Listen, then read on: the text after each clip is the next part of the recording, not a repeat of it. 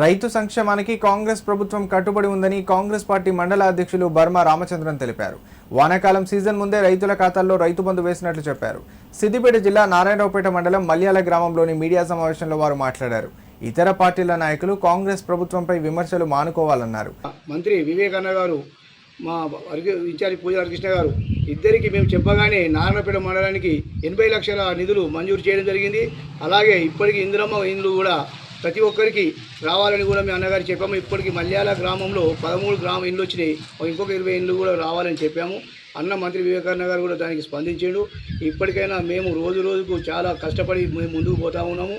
Congress party మీద ఎవరైనా మన్ను పోయడం జరుగుతుంది. టీఆర్ఎస్ పార్టీ వాళ్ళు వారికే మన్ను మీదికి వస్తే వారి మీదే పడదు తప్ప మా మీద పడేది ఏం లేదు. మా కాంగ్రెస్ పార్టీ ఎప్పుడు మా ఐక్యతనే ఉంటాము. దీనిలో మంది చెప్తాము, వీళ్ళు వాళ్ళు ఏమంటారు, దీని వర్గాలు ఉన్నాయి. ఏ వర్గం ఉన్నా ఏది ఉన్నా కాంగ్రెస్ పార్టీ అనేది ఒకటే. మాకు మంత్రి గారు కానీ పార్టీ కానీ ఎవరికి చూపించారో వారి దారిని పోయేదానికి మేము సిద్ధంగా ఉన్నాము.